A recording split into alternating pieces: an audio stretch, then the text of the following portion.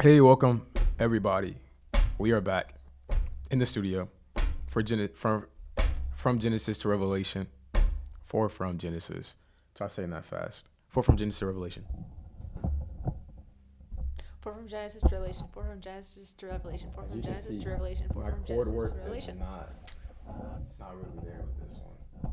But nevertheless, we're here. Last episode we didn't read much. We read one chapter. It was a long chapter though. We only read one, right? Yes, chapter 21. We read like mostly yapping. Yeah, some spirit-filled yap sessions. So life is going great, you guys. We preached. We got some podcast episodes, and but we got two more on the way. I'm getting one done soon, and more teachings to come. But this will be the last month that we are in the studio here because we are moving, and so we got to start packing stuff up because we're moving soon. Things are getting done, and it's time to what's the word? It's time to draw back like a slingshot so we can get launched out. So we're collecting ourselves so that when it's time to go, we can go.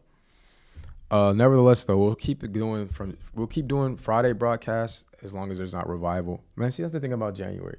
Even next month, there will be no live streaming because Pastor Ted is going to be here. And Pastor Ted is here. You know where we're going to be? We're going to be in the meeting. So he's having a week-long meeting. So there will be no live streams next week. But wish my wife or bless my wife, hope my wife, faith my wife a happy birthday. I'm not too sure. Wish is in the Bible. The word wish. One of the most popular verses in Pentecostalism is 3 John 2. And he says, wish, I wish above all things. So I need to look at what actual word he uses there. But wish isn't all that bad. But why wish when I can pray? Can I get an amen on that? Amen. If I had a coffee, I'd sip it right there. Like put my eyebrow up. Pinky out. No, eyebrow. Just. But nevertheless, you guys, if you're like me and you feel like you know so much, but you forgot everything that you know, just get back into a time of meditation. And then the Holy Spirit will bring you to remember all things and read your Bible and listen to people preach. And so I say that because that's what we're about to do today. But I'm really excited to actually get to the New Testament. But who knows if we'll even do that this year. Because even what I have planned for this year, who knows if I even have the free time to just be able to do this anymore. Who knows? So let's enjoy it while we can. But if I am still able to, actually I probably won't be. We'll still read the Bible, obviously. But the thing is, if we sit down to read the Bible together, we can just live stream it when we find the time. Yeah. That's kind of something that we figure out as we go. As we go, see? So let's get into it. Let me share the screen and we'll get to reading. Heavenly Father, thank you for giving us eyes to see, ears to hear, and a heart to understand the mysteries of your word so that we can take it, bear fruit with it, and, enjoy our lives by living it according to your word. Let me turn this down a little bit. Actually, I'm not even talking that loud. I know how to maintain my voice. My voice was actually kind of scratchy earlier. Like when you guys watch Audrey Everett's podcast that I'm going to get out before next week, you'll see like my voice I couldn't hit certain octaves. Like I have a dynamic range and I couldn't get up there anymore. So I couldn't even sound surprised. Speaking of surprise, since I'm just talking, back when my dad was alive, you know how like children are, they show you something and it's not really impressive, but they think it's impressive. And so my younger brother used to do that. I can't necessarily talk about like what it was, but it was me, Elon, and our dad. And Elon did something and he showed myself and my dad or our dad. And I said, whoa. Like, whoa. And my dad hit me. He was like, don't say whoa. I was like, he's like, you sound sarcastic. Oh. And it's because, like, whoa is a sarcastic, like, net. Like, oh, whoa. I didn't say, like, whoa, but I was like, whoa. I didn't do all the hand things, I don't think. But I got hit because of sarcasm. And it kind of makes sense. You don't want to, what's the word? It's just something spiritual about it. Imagine a little daughter of yours comes up to you one day like, "Mom, I did my makeup. Isn't it so nice?" Whoa, so good. Who knows? I could just, Why did you think of that? I don't know. I have no idea why that came to me. Maybe I said, It "Whoa." does matter though, You see what it is? because I remember because it gives you confidence as a little kid. That's what it is. Yeah, It like makes you like hurt their proud. ego, Yeah, cause like hurt their confidence. cause when I was little, No. Get lower. I'm not. I'm trying to think. When I was little, my mom like I would always do like arts and crafts and like my dad too.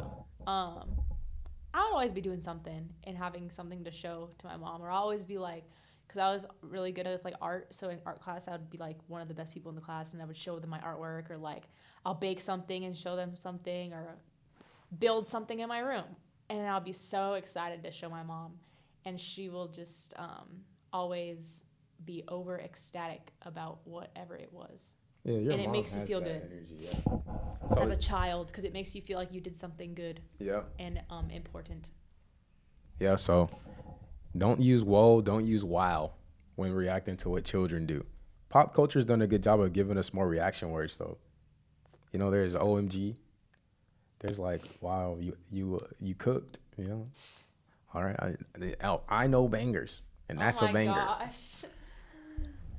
I This is didn't. I not didn't a have. banger. I didn't have all that That is growing my up. favorite. I didn't have the I'm internet. sorry, but that is my favorite meme when people are using that audio. This is not a banger. That one when it says when you're a kid on Christmas and the package and the gift is soft because you know it's clothes. Yeah. But now that's all you want is clothes. Now? Sometimes. Yeah, like clothes is like really nice to get. And that's why Christians should fast. You know, fasting helps you to keep your body in check, you know, physically and even spiritually. But that physical is really good because you can't do nothing but lose weight when you're fasting. It's a reset. Yeah, it's a reset. Spiritually and physically. And when you don't have all those extra pounds on you, you guys, you can move around better. And then what you were saying with clothes, you can fit clothes better. So when you get something, some type of outfit, imagine somebody get you something and it's like, oh man, you really like it. It's a nice pattern. You needed something like that, but then you can't fit it because you're too big. I mean, how Encourages many you not to how go many of back, us have been there, right? How many of us have been there? And so that didn't happen to me this year, no. But I was just thinking about that, right? Even clothes fit better when you fast. Like who doesn't appreciate that? So if you're going to get clothes as gifts, that's why certain people don't like getting clothes as gifts, right? Because it's like, oh, I can't even fit this. Who knows? They might not get the right size. But imagine you just have that weight where you can just try something on, and it's like now you can decide whether you want it or not simply because does this match with anything? Can I do something with this in the closet in the wardrobe? Not because it doesn't fit you. So as we're coming to the end of our fasting, just keep up with that discipline. There's so many benefits to it. Yeah, You're gonna be what? I'm gonna be very strict with our diet. Our diet? Yes, So you're telling me our what to diet. eat? Well, I guess you can do that when you cook, since you're the chef of the house. Now, you know who really cooked though? The Lord in this Bible. So 2 Chronicles chapter 22. Ahaziah succeeds Jehoram in Judah. You know why they have to be this specific? Because there's a Jehoram everywhere. Oh. Well, we haven't gotten to the one in Israel yet, but still. So remember anyway, we'll get to it. Then the inhabitants of Jerusalem made Ahaziah, his youngest son, king in his place, for the band of men who came with the Arabs to the camp had killed all the older sons. So Ahaziah, the son of Jehoram, king of Judah, began to reign. Ahaziah was 22 years old when he became king, and he reigned for 1 year in Jerusalem, and his mother's name was Athaliah, or Athaliah. If you think that sounds nice, don't name your daughter that. We'll get to it in a second. It says the granddaughter of Omri.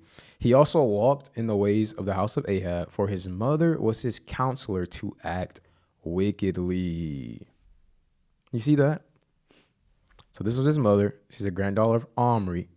We know who Omri is.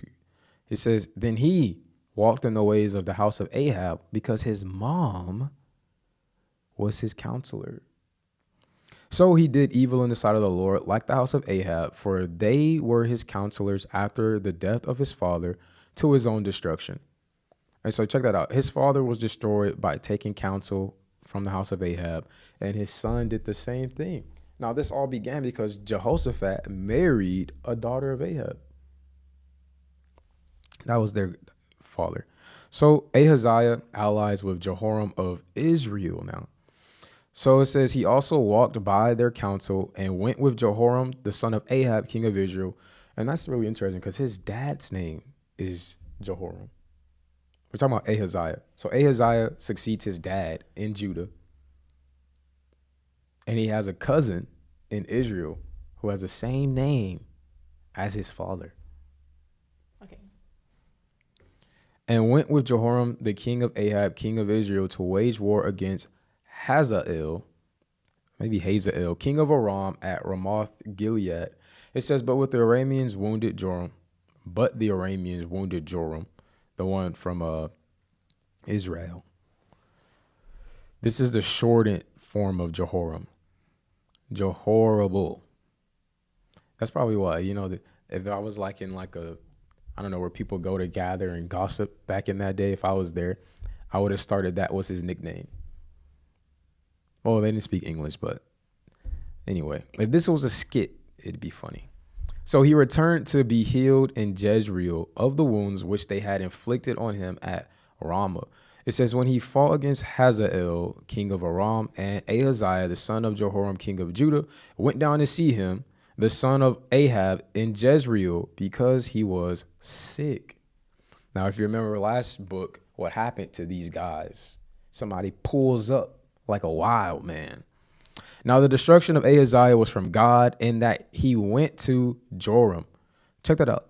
So the destruction of the king of Judah was from the Lord, because just like his father Jehoshaphat, where the prophet Jehu let us know, stop hanging out with wicked people who hate the Lord and do evil, because if you're with them, you're going to store up wrath for yourself, against yourself. And it's exactly what his son did, Jehoshaphat's son did. That's exactly what, something for my eye.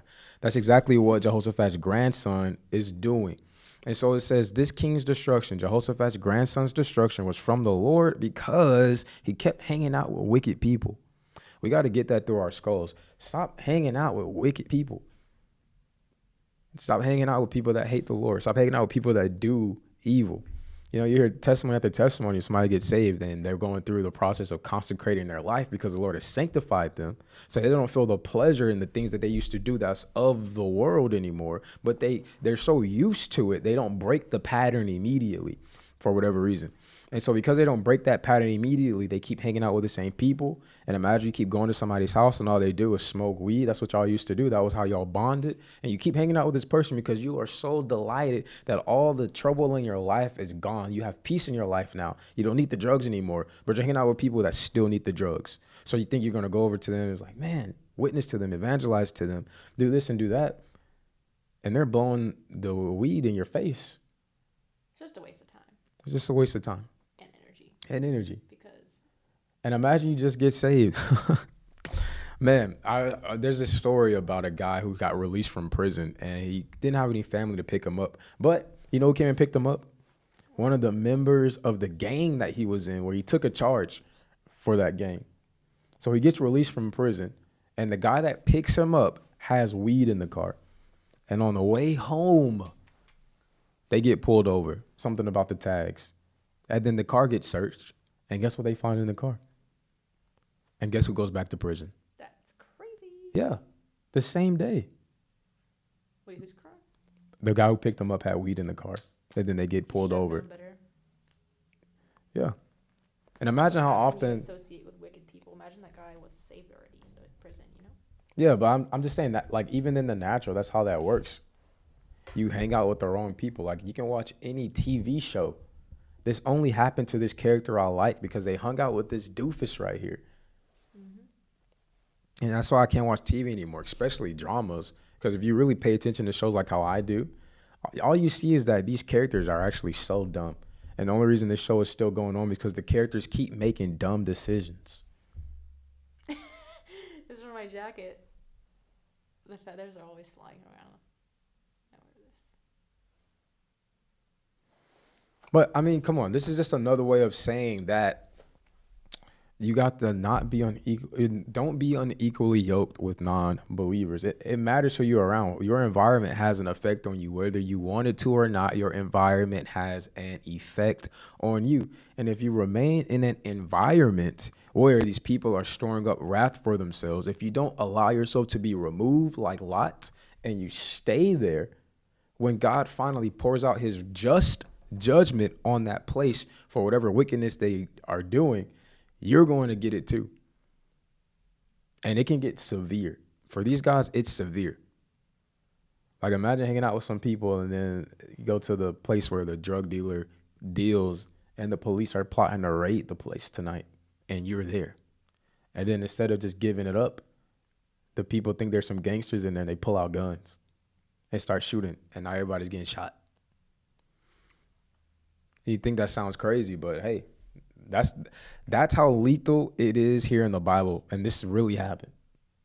I mean, what I just said really happens. Where do you think people get these ideas from?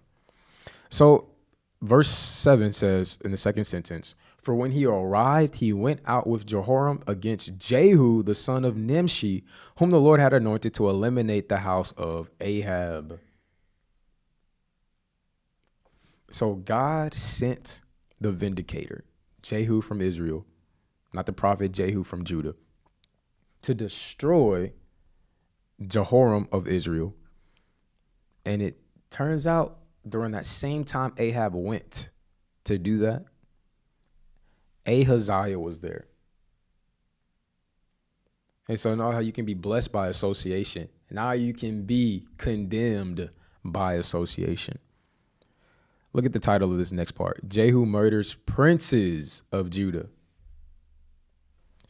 And it came about when Jehu was executing judgment on the house of Ahab that he found the princes of Judah and the sons of Ahaziah's brothers attending to Ahaziah and killed them too. Ahaziah fled, but Jehu caught him. He also searched for Ahaziah, and they caught him while he was hiding in Samaria. They brought him to Jehu, but put him to death and buried him. For they said, "He is the son of Jehoshaphat, who sought the Lord with all his heart." So there was no one of the house of Ahaziah to retain the power of the kingdom. Now when Athaliah, the mother of Ahaziah, saw that her son was dead, she rose and eliminated all the royal children of the house of Judah. Why do you think she did that? Because somebody would have had to inherit the throne, and she wanted power. Remember, she was talking in the ear of her son Ahaziah and telling him to do the dumb stuff. And so when she found her son was dead and all his, his part of the family was dead, she killed everybody else that would have taken the throne, or so she thought. But Jehoshabeath, that's exactly what it sounds like or reads like. Jehoshabeath. It's probably Jehoshabeth. Yeah. Like also Gilead. What if it's like Gilead? Gilead. But what sounds cooler coming out of the English mouth? Gilead. But it's like, what other English word do we read that's with Lead that sounds like Liad? Lead or lead. You're right. But if you take that same principle, you can't apply it because how do you spell night? Yeah. Nighghd. Yeah. And then if you think of another word like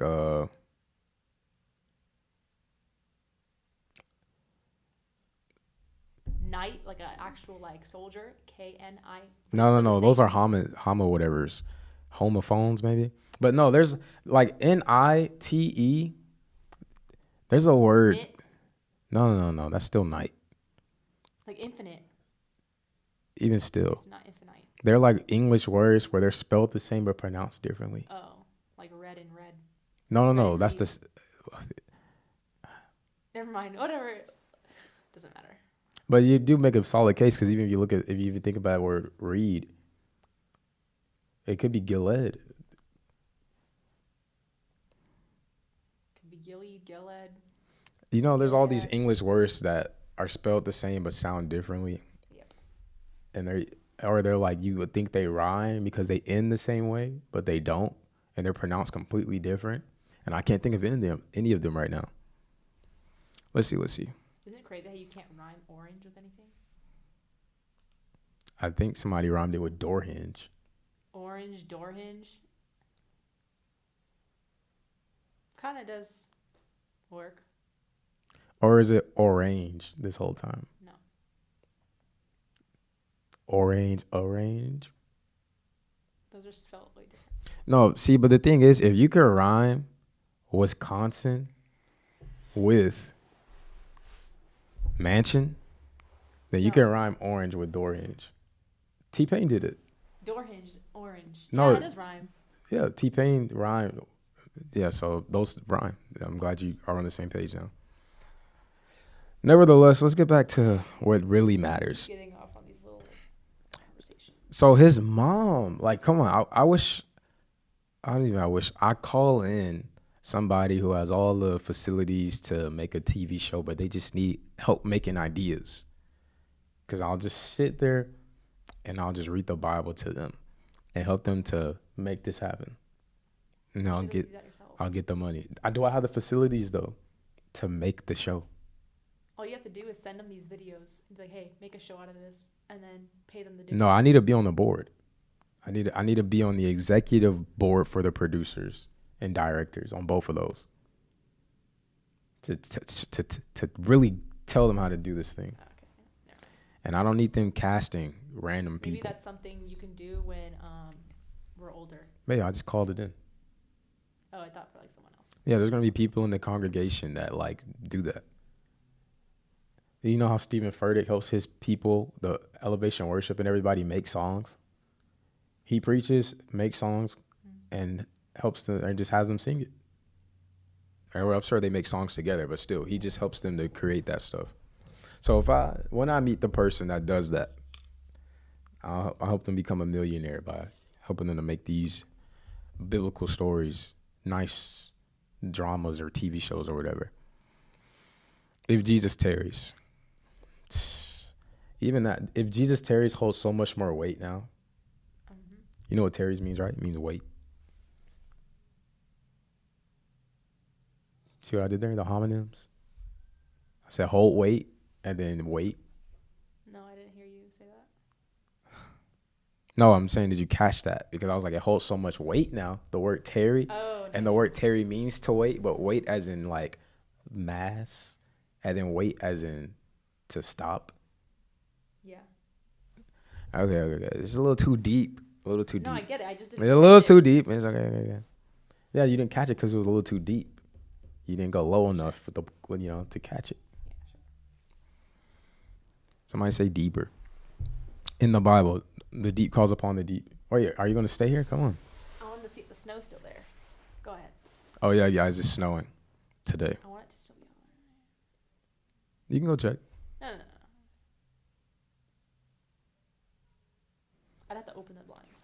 It says, but Jehoshaphat, the king's daughter, Jehoshabeth. What did we say his name was? Jehoshabeth. Yeah. The king's daughter took Joash, the son of Ahaziah, and stole him from among the king's sons who were being put to death, and placed him and his nurse in the bedroom.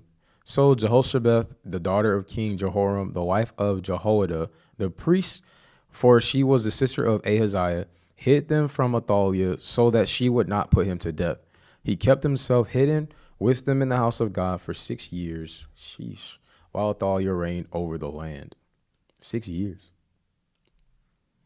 It says, now in the 7th year, Jehoiada gathered his courage and took captains of hundreds, Azariah the son of Jeroham, Ishmael the son of Johanan, Azariah the son of Obed, Messiah the son of Adiah, and Elishaphat the son of Zikri, and they entered into a covenant with him. So then he went through Judah and gathered the Levites from all the cities and the heads of the fathers' households of Israel, and they came to Jerusalem. Then all the assembly made a covenant with the king in the house of God, and Jehoiada said to them, behold, the king's son shall reign as the Lord has spoken concerning the sons of David. This is a thing which you shall do. Look at that. I want to say something too. I love that he brought up, as God promised to David, that he would always have a son on the throne. Even when God didn't, but because, or not even when God did it, even when there was a time where there wasn't a son on the throne. Because God promised that, when all of them should have been destroyed, when the devil did his best to kill all of them, he couldn't. And then the time came for vindication, for God to correct what was wrong so that it would come back into alignment with God's word. So that's why Jehoiada even got spared, because God said David will always have a son on the throne. And even at his young age, he knew that. I'm still alive because God said that to David. And so I bring that up because what did God say about your situation? Because here's a time in the Bible where it doesn't look like what God promised. Again, the same thing happened with even David. But the time comes where correction happens if you don't grow weary and give up. And this guy is rallying the troops, and now it's time. Like, may God rally the troops for you, rally the angels for you, and you enter into that time where what he spoke comes to pass in your life. And so the assembly made a covenant with him in the house of the Lord. He said, behold, the king's son shall reign as the Lord has spoken concerning the sons of David. This is the thing which you shall do. A third of you of the priests of the Levites, or the priests and the Levites, who come in on the Sabbath shall be gatekeepers, and the third shall be at the king's house. Then another third shall be at the gate of foundation. And all the people shall be in the courtyards of the house of the Lord, but no one is to enter the house of the Lord except the priests and the ministering Levites. It says they may enter, for they are holy. And all the people are to keep the command of the Lord. The Levites will surround the king, each man with his weapons in his hand, and whoever enters the house is to be put to death. Therefore be with the king when he comes in and when he goes out. The Levites and all Judah did according to all that Jehoiada the priest commanded. Oh, wait, Jehoiada's a priest. Who's the son? Forgot his name already. Joash. So forget what I said about him knowing that at a young age. The priest recognized it. It says the Levites and all Judah did according to all that the priest commanded, and each one of them took his men who were to come in on the Sabbath with those who were to go out on the Sabbath. For Jehoiada the priest did not dismiss any of the divisions. Then Jehoiada the priest gave the captains of hundreds spears and shields and quivers, which had been King David's, which were in the house of God. He stationed all the people, each man with his weapon in his hand, from the right side of the house to the left side of the house, by the altar and by the house around the king. Then they brought out the king's son and put the crown on him and gave him the testimony and made him king. And Jehoiada and his sons anointed him and said, long live the king. So when Athaliah heard the noise of the people running and praising the king, she went into the house of the Lord to the people. She looked, and behold, ears or trumpeters were beside the king. And imagine that, because he had been hidden for 6 years, and all of a sudden, this guy who he thought was dead, Satan thought he had him. But Jesus said, no, this one's mine. So she saw the king who she pursued was murdered. Right here. Beside, and all the people of the land rejoiced and blew trumpets. It says the singers with their musical instruments leading the praise. Then Athaliah tore her clothes and said, conspiracy, conspiracy. And Jehoiada the priest brought out the captains of the hundreds who were appointed over the army and said to them, bring her out between the ranks. And whoever follows her is to be put to death with the sword. For the priest said, you shall not put her to death in the house of the Lord. So they seized her, and when she arrived at the entrance of the house gate, or the horse gate of the king's house, they put her to death there. Then Jehoiada made a covenant between himself and all the people and the king, that they would be the Lord's people. And all the people went to the house of Baal and tore it down, and they broke in pieces his altars and his images, and killed Matan, the priest of Baal, before the altars. Look at that. They didn't kill them before the altars of the Lord's house, but you can die in Baal's house. Moreover, Jehoiada placed the offices of the house of the Lord under the authority of the Levitical priest, whom David had assigned over the house of the Lord to offer the burnt offerings of the Lord, as it is written in the law of Moses, with rejoicing and singing according to the order of David. He stationed the gatekeepers of the house of the Lord so that no one would enter who was in any way unclean. He took the captains of hundreds, the nobles, the rulers, and the people, and all the people of the land, and brought the king down from the house of the Lord, and went through the upper gate to the king's house, and they seated the king upon the royal throne. So all the people of the land rejoiced, and the city was at rest, for they had put Athaliah to death with the sword. Like this would have been a great movie, but it doesn't end there. Next chapter. Joash was 7 years old. Joash was 7 years old when he became king, and he reigned for 40 years in Jerusalem. And his mother's name was Zibiah from Beersheba. Joash. So what was Athaliah? Was Joash's great grandmother How do you run a region? or great grandmother at 7? Yeah. Hey, you just make it happen. The Lord said so. But you gotta remember the priest was kind of helping him to do everything. So even though he's the figurehead, there's somebody behind him that's like really saying what goes until the king can start making those decisions himself. And that was Jehoiada. I mean, that kind of happens in TV shows now. So he was 7 years old when he became king, and he reigned for 40 years in Jerusalem, and his mother's name was Zibiah from Beersheba. Joash did what was right in the sight of the Lord all the days of Jehoiada the priest. So the priest took the liberty of training him up in the way that he should go. But you see here, there's something hidden here. It said that he did what was right in the sight of the Lord all the days of Jehoiada. And that's where people go. They do well as long as this person's there.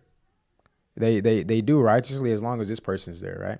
As long as I have this girlfriend, I'll do what the Lord asked me to do because I think she's going to be my wife.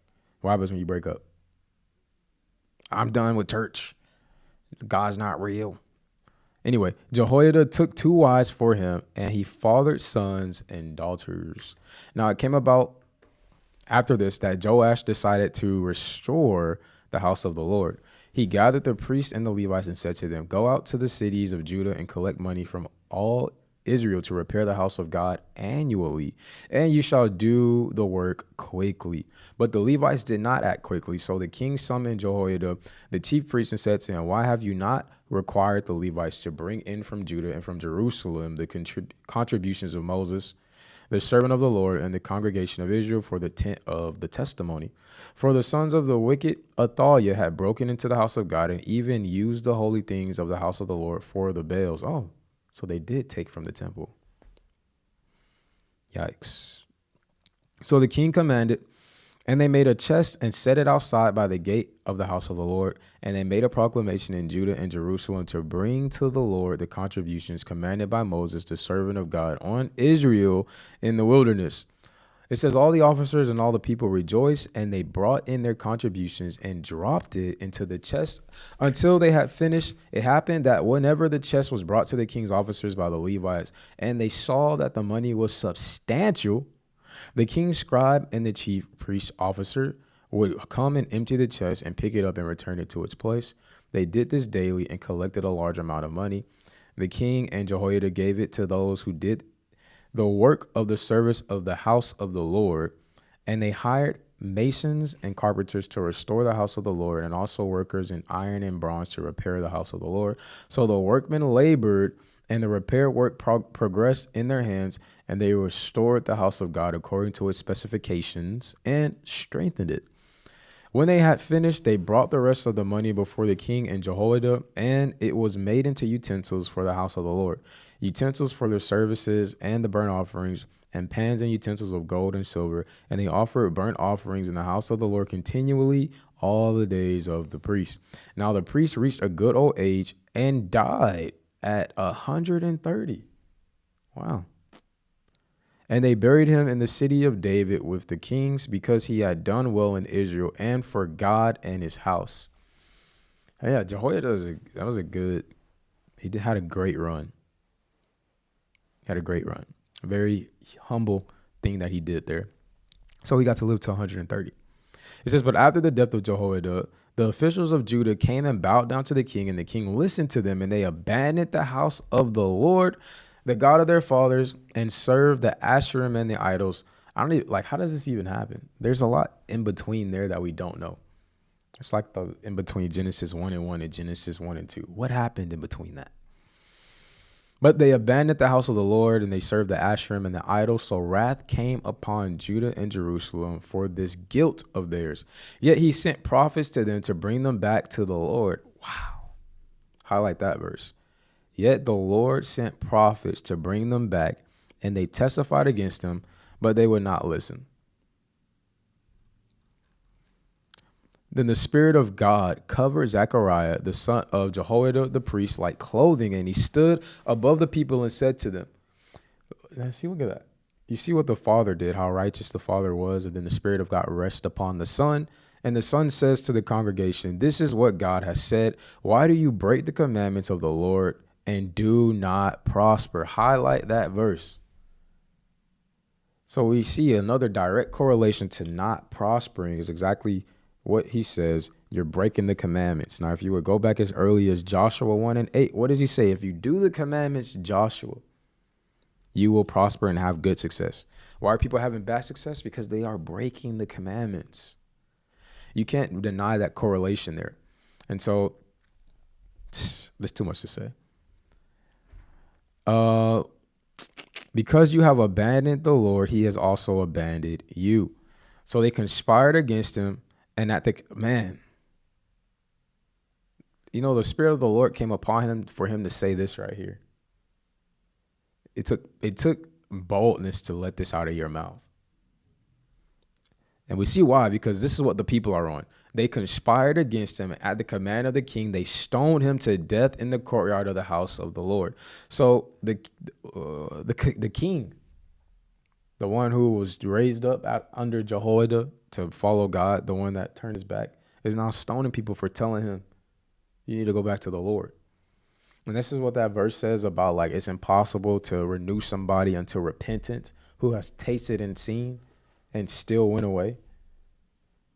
Joash knew. That is so funny. Man, Joash. What a funny name. I was thinking that earlier. Yep. The first time you said it. So Joash was fully aware what the Lord said, and Joash still decided to turn against God. Now look what Joash is doing. You said what? What?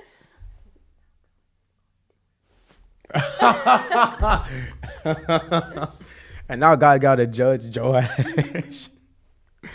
Hey, am I reading the Bible? Am I prophesying to somebody? Take and learn a lesson from Joash. Gotta make sure you pronounce the H. That's like that joke that that's like the Boaz. Remember that video from Jensen man. Jensen Franklin is so goated for doing that. Like, man, you want a Boaz? You know what? We gotta watch that video. Hold on. Let's take a breather real quick. Jensen Franklin Boaz. Hey, if you can't hear it, I apologize.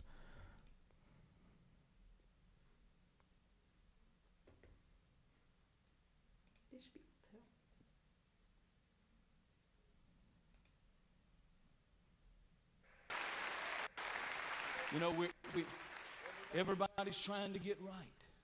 We want the right. See, some of you. How many I can't even full screen it. I have here tonight? Let me see. So is this the church we went to, right? I got a word for you. No, this is the preacher. You know, Boaz and Ruth waited for her Boaz. She wouldn't just settle for anybody. The Bible said Boaz was a handsome man, a rich man, a spiritual man, a sensitive man, and that equals a husband. You gotta wait. You gotta wait on your Boaz. Don't just settle. But if you're not careful, when you go left and it's Friday night and you don't have a date and you're freaking out. I don't have a date. I didn't get married until I was 25.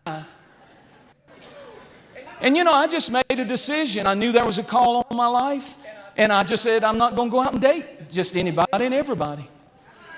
Because I know me.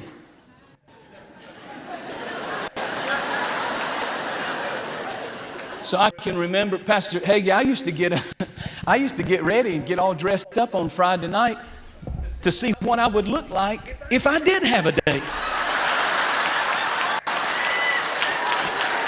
You know, if you're a half a person and you keep going left and you're so needy, you just take anything. I'll take him, I'll take her. You're going to keep attracting half people. But if you'll stay out there and get comfortable being with yourself and with God, you'll attract a whole person. Don't despise left. God's using left to get you right. Don't freak out because it's Friday night and you're in Saturday night and you're in church instead of the club.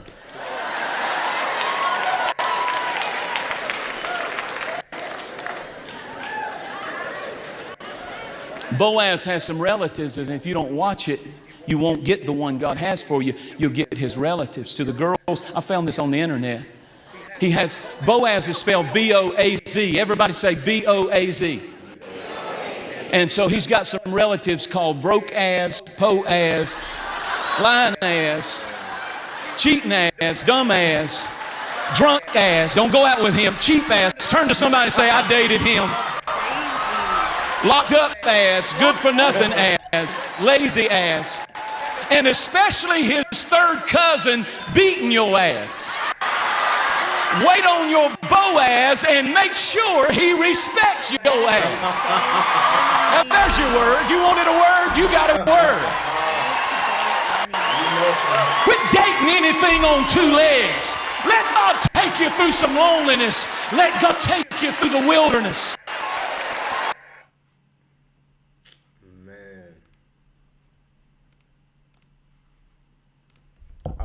I hope you guys could hear that. If not, just go watch it yourself. Make sure he respects your ass.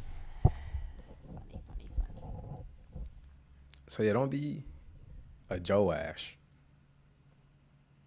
So anyway, Joash was, we went all the way back to the top.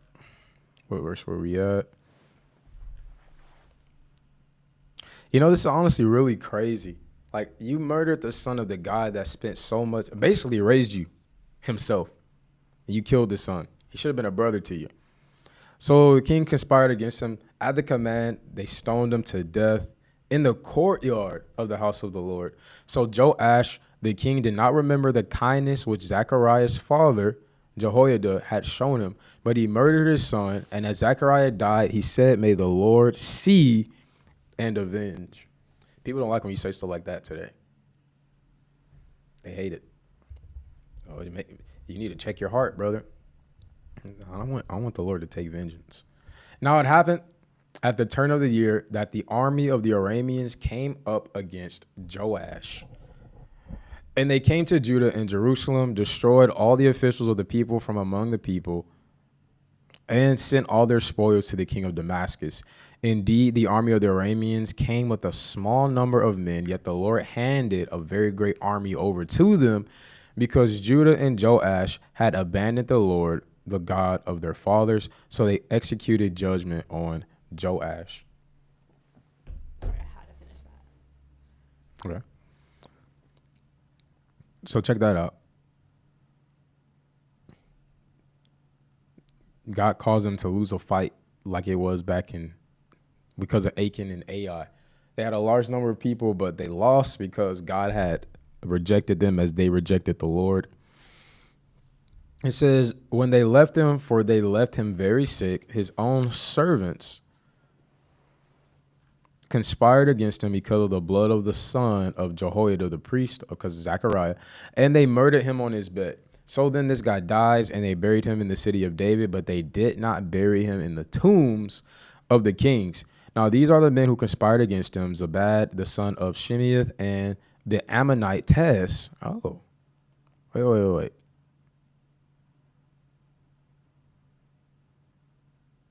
You know, I don't even know. And Jehozabad, the son of Shimrith, the Moabitess. Why are they not saying the fathers' names? But that's interesting. There's probably a prophecy here that this is fulfilling, but maybe not. But I remember the Ammonites and the Moabites are the descendants of Lot's daughter's children. If you know what yeah. It says, as to his sons and the many pronouncements against him and the rebuilding of the house of God, behold, they are written in the treatise of the book of the kings. Then his son Amaziah became king in his place. Amaziah was 25 years old when he became king, and he reigned for 29 years in Jerusalem, and his mother's name was Jehoadan of Jerusalem. He did what was right in the sight of the Lord, just not wholeheartedly. Now it came about as soon as the kingdom was firmly in his grasp, that he killed his servants who had killed his father, the king. Okay.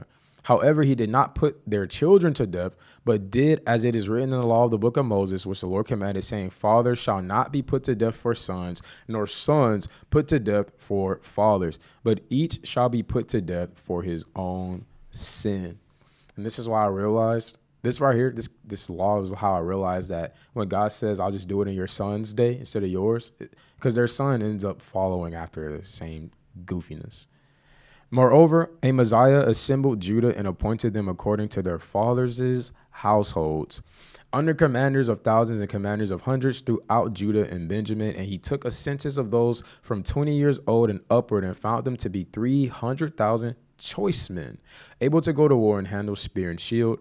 He also hired 100,000 valiant warriors from Israel for 100 talents of silver. But a man of God came to him, saying, O king, do not let the army of Israel come with you, for the Lord is not with Israel, nor with the sons of Ephraim. But if you do go, do it. Be strong for the battle, yet God will bring you down before the enemy, for God has the power to help and to bring down. So what do we see here? It's the same thing as his great grandfathers. They want to hang out with people who God is not with. And you're trusting in the arm of people that don't trust in God. And that is shameful in God's eyes. So literally, he gets warned first. A man of God comes and warns him, bro, hey, I wouldn't if I were you, but if you do, be strong. Just know you're going to lose. Verse 9 says, Amaziah said to the men of God, but what are we to do about the 100 talents which we had given for Israel's troops? And the men of God answered, the Lord has much more to give. That's so good. So you might have lost money. You might have had some bad deals here and there or whatever. Things didn't work out the way you want to. But the Lord has much more to give you than what you've lost. Then Amaziah dismissed the troops. Something wise, which came to the king to the king from Ephraim to go home. So their anger burned against Judah, and they returned home in fierce anger. That's interesting. They got paid, but they didn't go to war. And I can see that because if they were to go to war and win, that would lead to more riches. But they don't go to war. So like, man, I was ready to kill somebody and take his jewelry. Anyway, now verse 11 says, now Amaziah gathered his courage and led his people out and went to the valley of Salt and struck and killed 10,000 of the sons of Seir. It says the sons of Judah also captured 10,000 alive and brought them to the top of the cliff. Oh, wow. And threw them down off the top of the cliff. Yikes. But the troops whom Amaziah sent back, those not going with him to battle, raided the cities of Judah from Samaria to Beth Horon. Wow. Wait a minute. Okay, yeah, because Israel. And struck and killed 3,000 of them and plundered a large amount of spoils. So because they didn't get to do that in the war, they thought they were going to go and fight. They did it to Judah's territory. And it's part of Samaria apparently is now under the jurisdiction of Judah because Israel is abandoned by the Lord.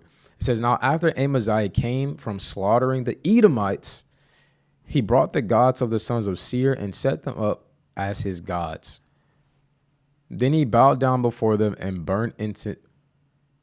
Wait, what? Why is he doing this? So he took idols from Edom, sets them up as his gods. Wasn't he just serving God? Who knows? Remember it started off by saying he did what was right in the sight of God, but he didn't do it wholeheartedly. It wasn't from his heart. And so he didn't sanctify God in his heart. And now we see results of that is he serves other gods. Then he bowed down before them and burned incense to them. So the anger of the Lord burned against him and sent him. And God sent him a prophet who said, why have you sought the gods of the people who have not, look at that, who have not saved their own people from your hand? Why have you sought the gods of the people who have not saved their own people from your hand? Yeah, it doesn't make sense. Like, why are you doing the things that the person you just beat did and it didn't help them? God helped you to win this fight against these people who serve these gods. Why are you serving the gods of the people who your God helped you defeat? If their God couldn't help them, but your God helped you. Like, man, I don't even understand what could have possibly went through his mind to do this. So the prophet asked him this question. It says, as he was talking with him, the king said to him, have we appointed...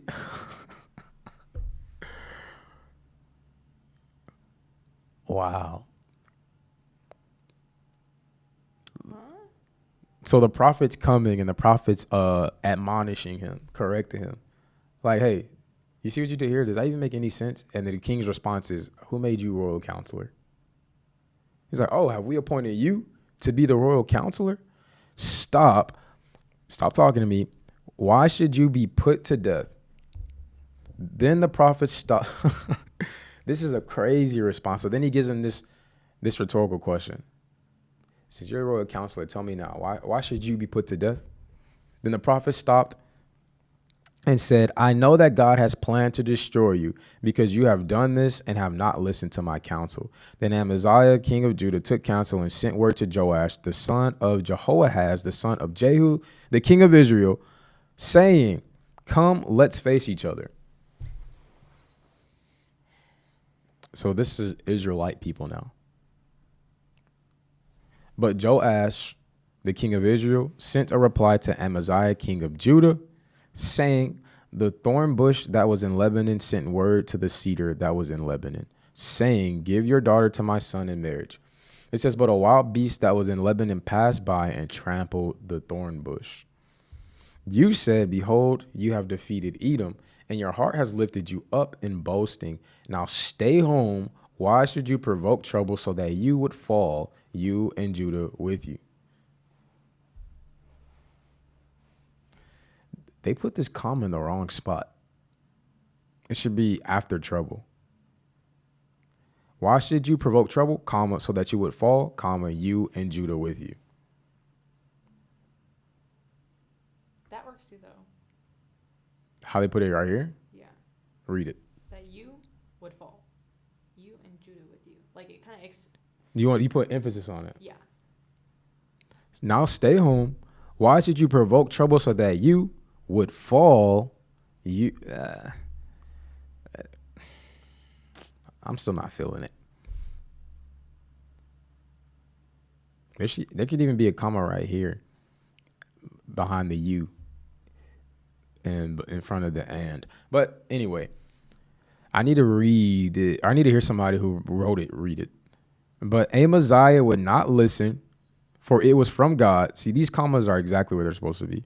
So that he might hand them over to Joash, because they had sought the gods of Edom. So Joash, king of Israel, went up, and he and Amaziah, king of Judah, faced each other at Beth Shemesh, which belonged to Judah. And Judah was defeated on their own home turf by Israel, and they fled every man to his tent. Then Joash, king of Israel, captured Amaziah, king of Judah, the son of Joash, the son of Jehoahaz, at Beth Shemesh, and brought him to Jerusalem, and tore down the wall of Jerusalem from the gate of Ephraim to the corner gate, 400 cubits. So Israel, who God was not even with, goes to war with Judah, who God was with, but because the king did the dumbest thing ever, they lost to Israel. And then Israel comes and ransacks some cities. He took all the gold and silver and all the utensils, not some cities, the city. He took the gold and silver and all the utensils which were found in the house of God with Obed Edom and the treasures of the king's house, the hostages too, and returned to Samaria. And Amaziah, the son of Joash, king of Judah, lived 15 years after the death of Joash, son of Jehoahaz, who was king of Israel. You see that the kings had similar names. It says, now the rest of the acts of Amaziah from the first to the last, behold, are they not written in the book of kings of Judah and Israel? It says, from the time that Amaziah turned away from following the Lord, they conspired against him in Jerusalem, and he fled to Lachish. But they sent men after him to Lachish, and they killed him there. Then they brought him on horses and buried him with his fathers in the city of Judah. Nice. I feel the end here.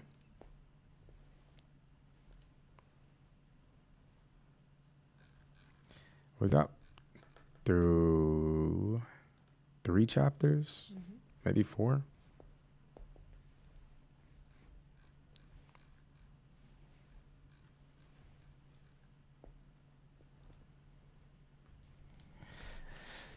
In the year King Uzziah died, I saw the Lord high and lifted up.